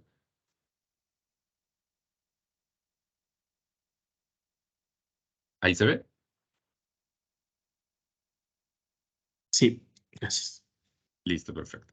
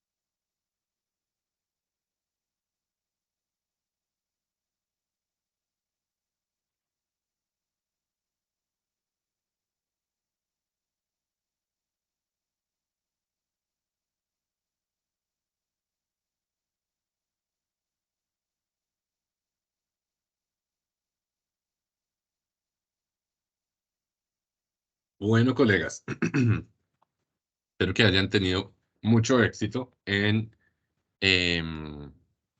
la generación de la muestra a partir de este algoritmo. Voy a seguir compartiendo mi pantalla. Lo voy a cerrar y estamos acá. Bien, resulta que a partir de este algoritmo, esto nos queda convertido en esto de acá. Se está viendo mi pantalla, ¿cierto?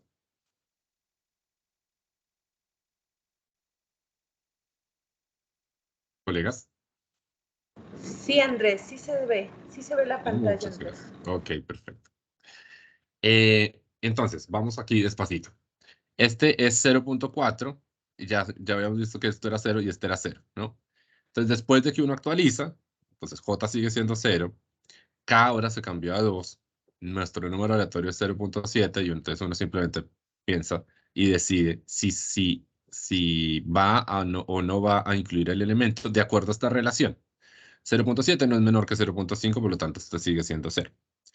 En la siguiente, 0.45, sí es menor que 0.66, por lo tanto, el contador cambia a 1 y el elemento es seleccionado.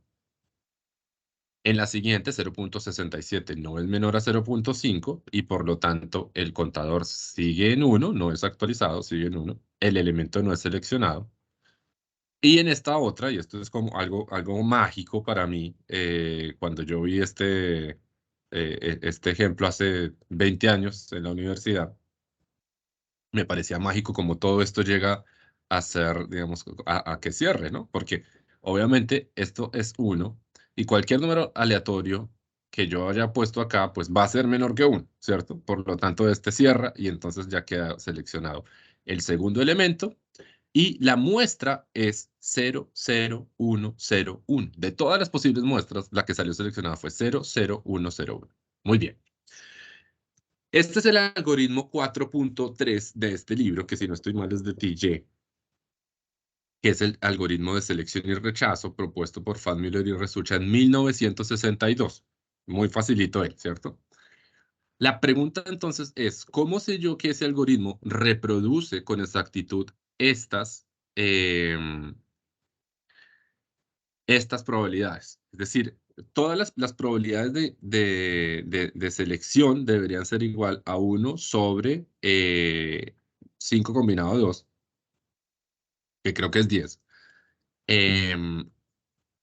Y además, las probabilidades de inclusión deberían ser siempre respetadas, digamos, y ser estas mismas. Entonces, vamos a mirar, digamos, con un ejemplo, a mostrar cómo efectivamente este algoritmo 4.3 sí permite la selección de muestras aleatorias simples, porque, digamos, cuando yo lo vi por primera vez, a mí me dijeron, esto es C sub K, N menos J, N menos K menos 1, pero de ahí a que este C sub K con este contador actualizado, etcétera, etcétera, reproduzca las mismas probabilidades, digamos, para cada uno de los pasos, ya esto es otra cosa, digamos, no es evidente a simple vista que efectivamente este algoritmo lo reproduzca. Entonces vamos a mirar qué es lo que sucede detrás de esto.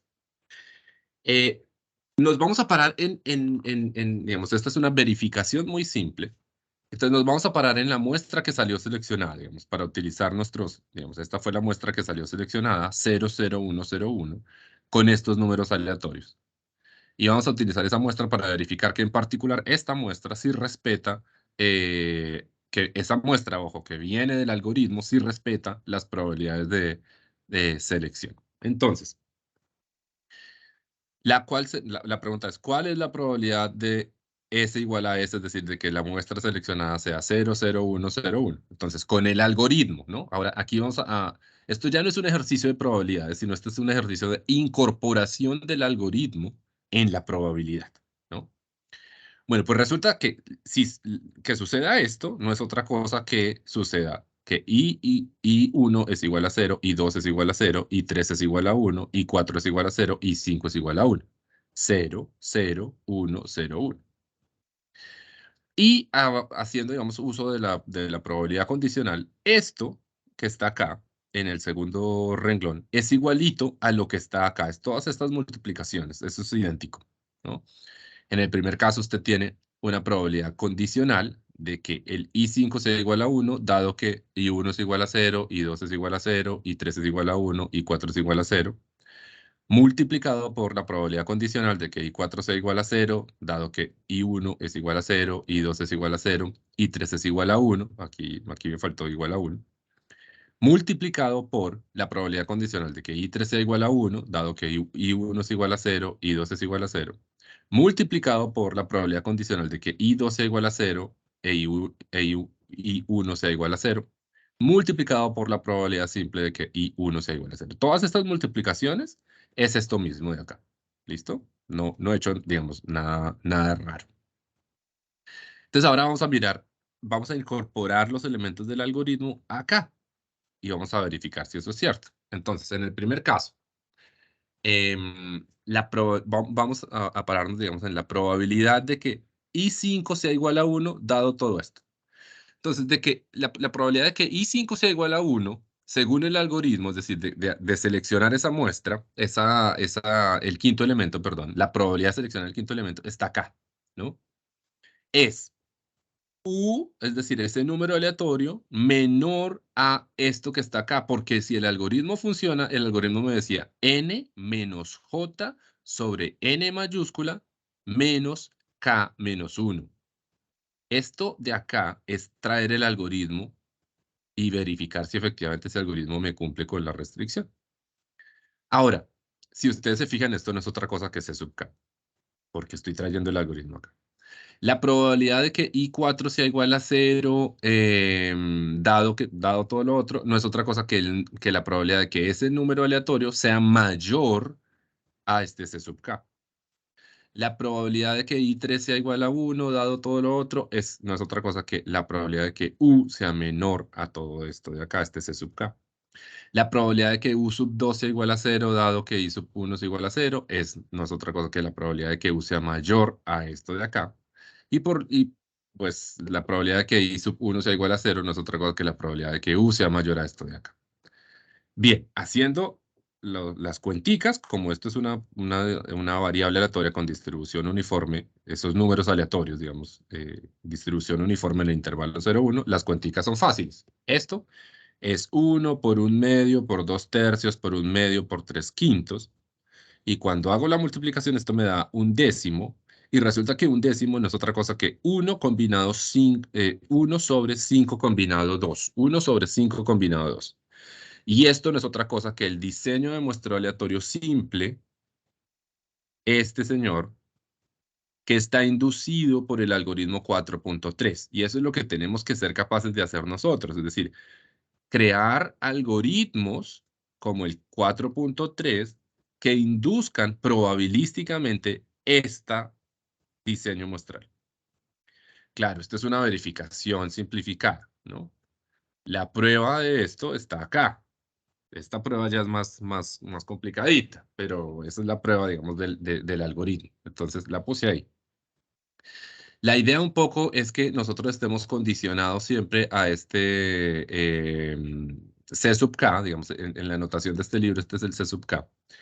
Entonces, por un lado tengo los unos, por otro lado tengo los ceros. Al final, esto es una productoria digamos, si ven esto que está acá, esto es n menos el número digamos, de selecciones o de inclusiones más bien sobre n menos k menos 1. Aquí estoy en las probabilidades, aquí estoy en el algoritmo, es decir, estas son las probabilidades del algoritmo, ¿cierto? Y estos son los que sí están en la muestra, digamos, los unos que sí están en la muestra, por los que no están en la muestra, que sería 1 menos el C sub k, 1 menos el C sub k. ¿Listo? Bueno, pues resulta que al final, digamos, yo puedo descomponer estas productorias en esto, por esto, por esto, que no es otra cosa que n factorial, n menos n factorial, y esto es el diseño muestral, ¿no? Aquí ya no estoy con una muestrica solo, digamos, verificando algo. Aquí estoy demostrando que el algoritmo de Van Mueller-Resucha de secuencial de selección y rechazo provee muestras aleatorias simples basadas en un diseño muestral MAS. Es decir, el mensaje que quiero darles, colegas, es que nuestro trabajo será encontrar algoritmos como este, que respeten diseños como este. ¿Vale? Y esto se puede llevar, digamos, a cada uno de los estratos. Por ejemplo, en la NEMDO nosotros tenemos dentro de los estratos la selección de UPMs. Y teniendo en cuenta que la selección estratificada induce independencia, entonces uno podría, digamos, hacer, digamos, uso de estos algoritmos. Ahora, recuerden que esto no es una clase de muestreo y de algoritmos, no. Esta es una instalación de capacidades para ustedes en términos de coordinación de muestras. Y hago este énfasis porque es importante saber qué es lo que hay detrás, teóricamente, digamos, de la coordinación de muestras. Y básicamente lo que hay detrás es la planificación de un sistema integrado en encuestas de hogares a partir de algoritmos que están basados en números aleatorios. Siempre, digamos, todo esto se basa en números aleatorios. Este número aleatorio que ven ahí lo vamos a estar ejemplificando hasta, digamos, hasta terminar con esta instalación de capacidades y siempre lo vamos a utilizar. Siempre lo vamos a utilizar porque son números aleatorios lo que hay detrás de esto. Entonces, ¿cómo podemos hacer uso de esos números aleatorios para coordinar muestras? Va a ser, digamos, nuestro interés y por eso es que estamos acá. No simplemente es un interés teórico. Pero la teoría nos facilita, digamos, la argumentación, ¿no? Esta es una argumentación científica que está basada, digamos, en la probabilidad y que nos permite utilizar esos algoritmos. ¿Listo? Miremos otro algoritmo. Este es el algoritmo de ordenamiento aleatorio. Dice, y esto lo propuso Sunter, o más bien lo demostró Sunter en 1977. Es bien bonita esta demostración. Dice, al ordenamiento aleatorio, procedimiento de ordenamiento aleatorio para un muestreo aleatorio simple sin reemplazo. Entonces, asigne un valor de una variable aleatoria uniforme en 0, 1 a cada unidad en la población. Ordene la población en orden ascendente o en orden descendente. Los primeros n unidades o últimas n unidades de la población ordenada son las que van a ser seleccionadas para la muestra. Entonces, en este caso, por ejemplo, en vez de hacer este número, digamos, este algoritmo de selección y rechazo, yo podría simplemente copiar aquí los números, a ver si lo tengo. Lo tengo. Copiar aquí los números 0.744, 0.7044, 0.4585, 0.6747 y 0.8565. Si ustedes se dan cuenta, yo estoy utilizando los mismos números aleatorios para hacer un algoritmo o para hacer el otro. Ojo que esto no es menor. Entonces, yo podría decirle, bueno, voy a tener estos números aleatorios y voy a seleccionar una muestra basado en el algoritmo de ordenamiento aleatorio. ¿Qué me dice el algoritmo de ordenamiento aleatorio? Me dice, tome esos números y ordene la población. Entonces simplemente le voy a hacer aquí un filtro aquí en el Excel. Esto sí lo sé hacer. Yo no soy muy bueno para el Excel. Y le digo, ordénemelos aleatorios, perdón, de menor a mayor, es decir, ascendentemente. ¿Vale? Y esta va a ser S. ¿Listo? Entonces, voy a seleccionar dos. 1, 2, los primeros dos. 0, 0, 0.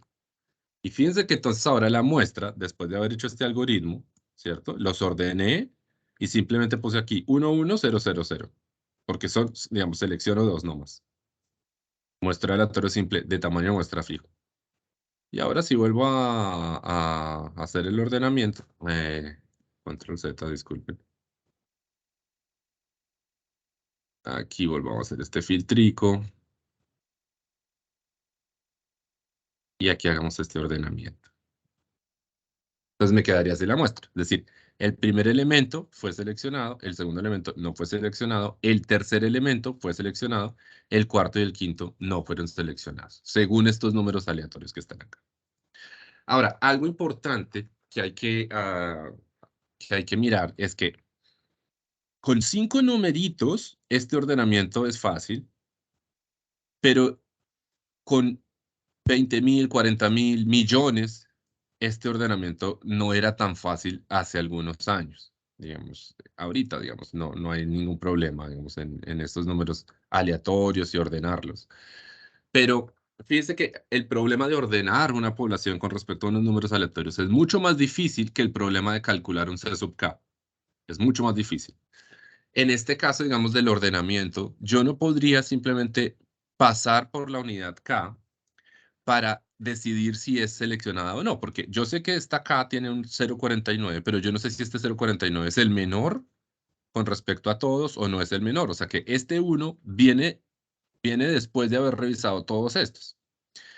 Cuando llego aquí al 0,70, yo ya sé que este es 0,49, sé que este es 0,70 y que es mayor que 0,49. Podría ser un 1, pero tendría que revisar este y este. Entonces, de esa forma, cuando llegue aquí, digamos, yo ya sigo pensando, digamos, en revisar y básicamente, en cada paso que yo estoy dando, yo tengo que cotejar si este es menor o mayor con respecto a todos los otros. Entonces, el ordenar una... una población hace 40, 50 años, digamos, antes de los computadores, no era para nada fácil, no era para nada fácil. Y por eso vienen a crearse estos métodos secuenciales, como este que les estoy exponiendo acá, en donde yo sí puedo decidir si este unidad K va o no va en la muestra sin tener que ver lo otro, sin tener que ver lo otro. Es decir, hay una ganancia en eficiencia, colegas. Muy bien. Pero Sunter en 1977 responde la pregunta, digamos, en principio cualquier persona de nosotros diría que sí, efectivamente, ordenar esto y haber escogido estos dos primeros porque son los más pequeñitos con respecto a los otros y como esto fue aleatorio, digamos, en el intervalo 0,1, escoger los dos más pequeñitos o escoger los dos más grandes induciría una muestra aleatoria simple, pero no es suficiente con la intuición, digamos. Este es un poquito más intuitivo que el otro, ¿no? Pero la demostración es más difícil. Sunter en el 77 nos presenta esta demostración. Esta es una prueba. Dice, el resultado es, el método del ordenamiento aleatorio da como resultado un muestreo aleatorio simple. Y entonces, básicamente lo que tenemos que verificar es que efectivamente el método del ordenamiento aleatorio sí induce, como está probado acá, un muestreo aleatorio cuyas probabilidades sean n combinado n a la menos 1. Listo, este sería. ¿Cuál es la idea de la demostración? La idea de la demostración es que esta variable de acá tiene un comportamiento que está regido por una distribución continua, ¿cierto? Estas variables, digamos, o esta variable de acá en particular, tiene una distribución uniforme 0,1. Y como tiene una distribución uniforme 0,1, entonces yo tengo que partir de ahí para hacer la demostración. Y la demostración va en este sentido. Dice, considere la función de distribución del número aleatorio más grande que fue generado para estas n-n unidades que no salieron en la muestra, ¿cierto? Es decir, en este caso, digamos, uno estaría pensando en un máximo, ¿cierto? El máximo de estos números aleatorios. Entonces, como estos números aleatorios tienen una distribución continua en el intervalo 0,1, el máximo de esos números aleatorios tendrá, digamos, alguna otra función de distribución. Y a partir de ahí yo puedo armar la demostración.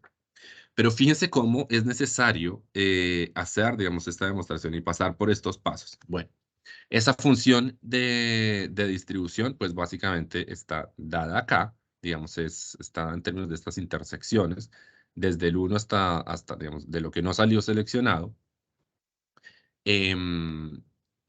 Este es U sub i menor que x, y este x, digamos, es el máximo, ¿cierto? Entonces, Obviamente, si esto sucede, pero esto sucede con una probabilidad, ¿cierto? Que pues básicamente es dada por x elevado a la n menos 0. Esto se convierte en una productoria y esto como es uniforme, pues es fácil llegar a esto. Muy bien. Y a partir de ahí, entonces, uno empieza a pensar, bueno, la probabilidad de que de los otros elementos que sí salieron en la muestra, que además son más grandes que esta x, entonces es 1 menos x a la n. Por lo tanto, la probabilidad de seleccionar una muestra particular S es esto de acá y esto que está acá, digamos, recorre los números, digamos, entre 0 y 1 porque yo tengo, digamos, una variable aleatoria uniforme, ¿no? Por eso necesito hacer este recorrido y por eso viene esta integral acá. Sin ponernos muy finos, esto es igual a esto y resulta que resolver esta integral es fácil porque esta es una integral de Euler que se define así y esta integral de Euler, cuando estos números son naturales, pues queda definida como x factorial, y factorial, esas cosas ahí. Y entonces cuando yo hago un reemplazo conveniente me doy cuenta que al final esto es igual a n combinado n a la menos 1. Entonces me estoy dando cuenta que efectivamente los números aleatorios, y fíjense que es el mismo número aleatorio, yo lo puedo utilizar con un algoritmo o lo puedo utilizar con el otro algoritmo del C sub k que habíamos visto acá, aquí, y me induce una muestra o me induce otra muestra. Lo importante es verificar que efectivamente esos algoritmos reproduzcan el diseño muestral, ¿vale? Y esa verificación se hace, o más bien la demostración se hace por medio de, pues, matemática dura, yo creo. Digamos, el muestreo es complicado, ¿no? Es complicado porque no tiene muchas generalizaciones, etcétera. Esta integral, yo no sé de dónde se la sacaron, pero la prueba está ahí, digamos. Y la idea es que cada vez que uno proponga un nuevo algoritmo de muestreo, efectivamente esto respete el diseño muestral. Bien, vamos a dejar ahí por hoy y vamos a desarrollar, digamos, el tema de la coordinación de muestras, un poco, digamos, cómo coordinar muestras a través de estos números aleatorios con distribución uniforme 0,1. Fíjense que no fue gratis que la nomenclatura, este psi sub k quiere decir que es un número aleatorio y este p quiere decir que es permanente. Y a partir, digamos, de estos números aleatorios permanentes vamos a empezar a hacer todo el tema de la coordinación, pero tenía que pasar primero por recordar qué era un algoritmo de muestreo y su relación con el diseño muestral, porque de nada sirve aquí que un asesor les diga cómo se hacen las cosas, sino más bien recuerden que un poco como trabajamos en esta división y en particular en mi asesoría, es capacitarlos a ustedes para que haya un convencimiento científico y una argumentación sólida, teórica, metodológica, de que todas las posibilidades que se están dando, digamos, en términos de mejoras, están consolidadas, son robustas, ya han sido utilizadas, están en la literatura y es, digamos, son recomendaciones serias basadas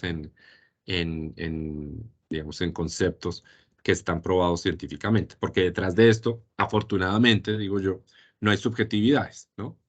Es o no es, digamos, el algoritmo induce o no induce el diseño muestral. Si el algoritmo no induce el diseño muestral, no hay nada que hacer, hay que escoger otro algoritmo que induzca un diseño muestral. Y en términos de coordinación de muestras, eso se complica un poquito, pero todo se resuelve con los números aleatorios que están acá, estos números aleatorios permanentes, que además los vamos a definir por una única vez en el periodo intercensal. Digamos, esto es como un spoiler de lo que se viene el viernes. Muy bien. Andrés, el viernes a las 9:30 de la mañana, yo debería estar conectado en una reunión internacional donde vamos a lanzar el paquete calidad del INE de Chile. Y lamentablemente yo no me percaté que tenía, digamos, ese cruce de horarios porque esa reunión va hasta las 12:30 y de paso hago la publicidad porque sería muy bueno que ustedes pudieran unirse también a ese evento, que es el lanzamiento internacional. Por lo tanto, no sé qué posibilidades hay de que ustedes me permitan aplazar la reunión unas cuantas horas, 1 hora y media más o menos, para poder cerrar esta reunión internacional y después ir con ustedes. Yo podría No sé, digamos, a la 1 mías, que son las 11 de ustedes, 11. tal vez. No sé si les queda bien. Sí, con ¿Está mucho bien? gusto. Sí, sí, Andrés, sí, sin ningún problema. Muchas Ay, gracias. muchas Más bien, gracias y por así la nos paciencia. conectamos también lo de Chile nosotros. Entonces, estoy enviando la actualización. Perfecto. Bueno, colegas, les voy a subir el video no hoy, sino con el viernes en la tarde. Em, pero este ya está grabado, entonces, Muchas pues ahí ya gracias. estamos. Nos vemos entonces en 2 días. Y nada, colegas, un abrazo. Es el jueves nos vemos, ¿cierto? El viernes nos vemos, ¿verdad? Nos vemos en 3 días. Viernes, sí, sí, sí, el jueves no, viernes. Nos vemos en 3 días, entonces. Sí, eso, 3 días. Un abrazo, Andrés. Muchas gracias. Chao, que estén muy bien, chao.